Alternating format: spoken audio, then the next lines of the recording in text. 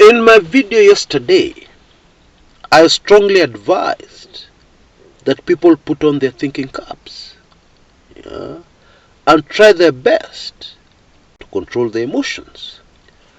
Now, anybody who did that and decided to back up a little to everything that has happened during this general election would be left with a few very pertinent questions.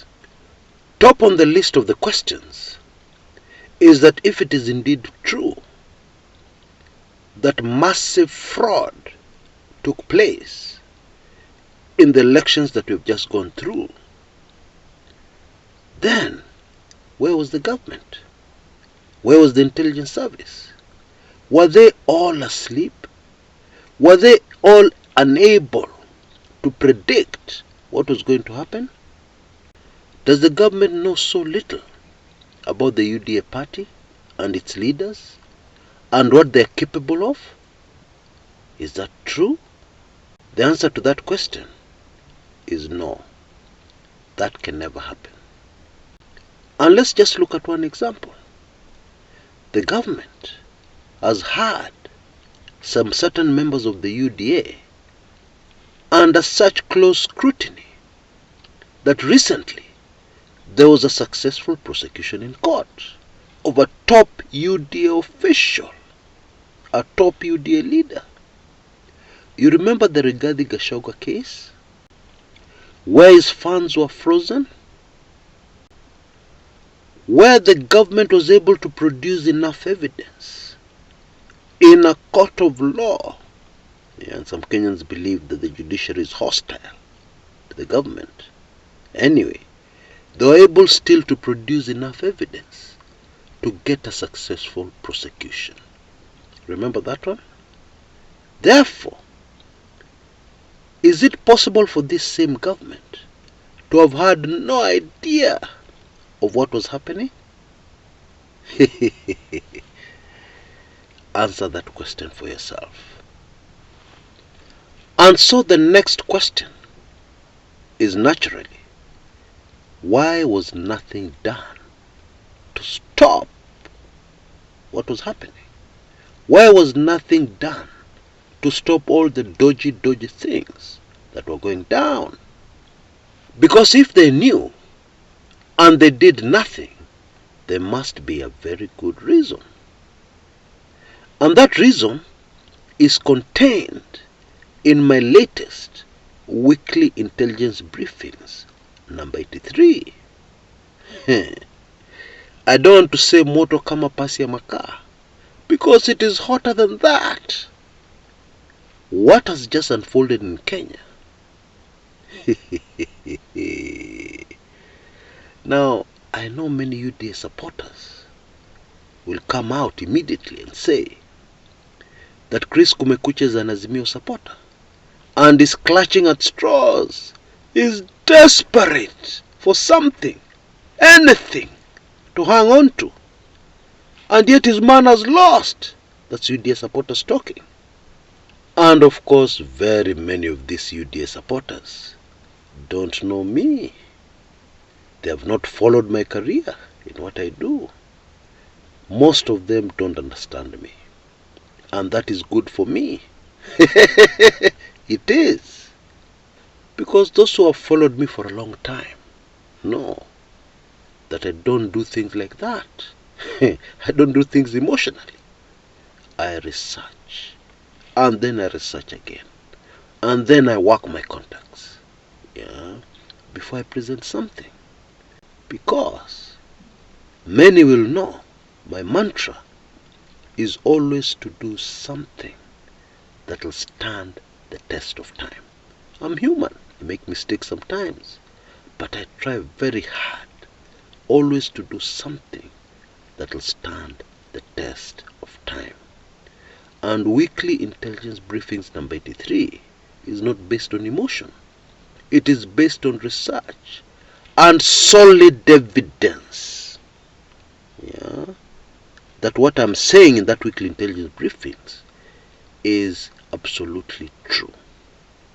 Now, the Wiper leader recently made a statement that shocked Kenyans.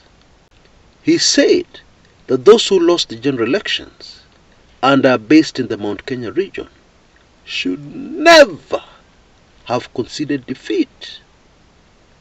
What did he mean? What was he saying? What was he actually saying? Well, we know what happened in the Mount Kenya region. There was a low voter turnout. And despite this low voter turnout, some of the figures we saw of election results exceeded voter turnout. We know that there are very many dodgy things that happen in the Mount Kenya region. Indeed, it is more than instructive that very early when the election results started trickling in, before anybody had even had time to sit down and look at them carefully, analyze them, dissect them, somebody quickly came out and told us that the president had lost in his own polling station, the Mutomo polling station. This is a polling station right next to the president's home in Ichaweri, in Gatundu. Somebody had already come up with the figures of how the president had massively lost.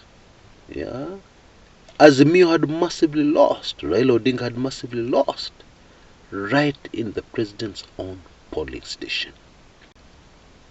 Now, I'm not sure if you're able to see that this defies human nature, completely defies logic. Anyway, that's what Kalonzo Musyoka told us, meaning that Kalonzo Musyoka has some information which he didn't want to talk about in detail.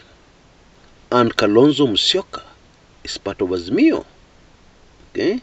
So ask yourself the question, how much more do other people, higher ranking officials within Azimio, know about this issue and about other issues linked to the general elections?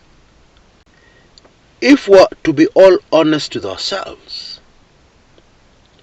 the best way to summarize the general elections that we've just come out of would be as follows. Just one sentence.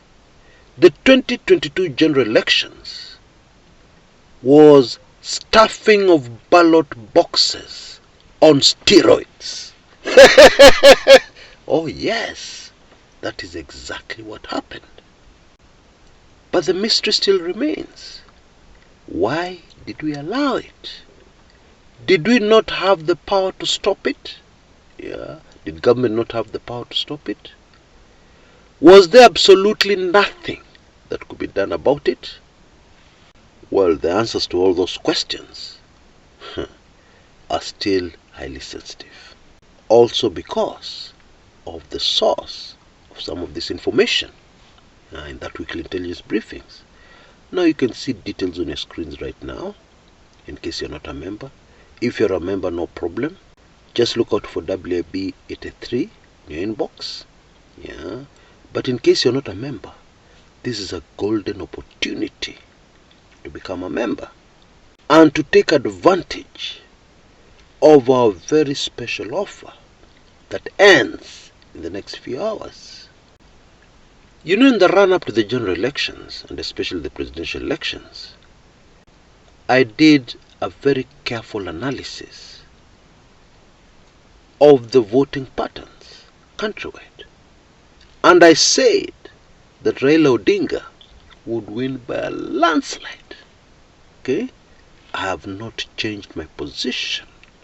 I have not moved an inch from that conclusion. Because that conclusion was not based on imagination. Yeah? It was not based on me sitting somewhere in Nairobi and imagining and cooking things. No.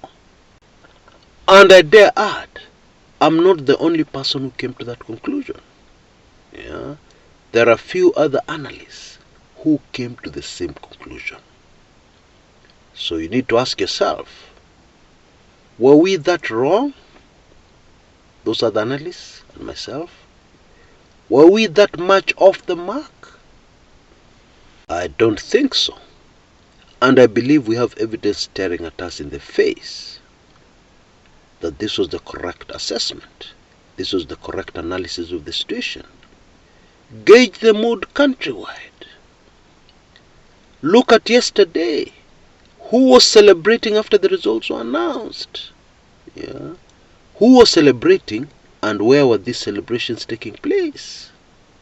What else unfolded yesterday after the results were released?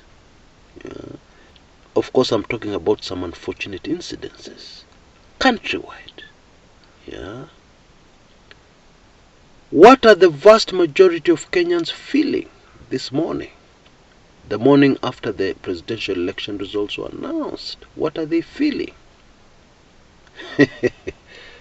I think the answer is obvious. And I think it is very clear what has happened here.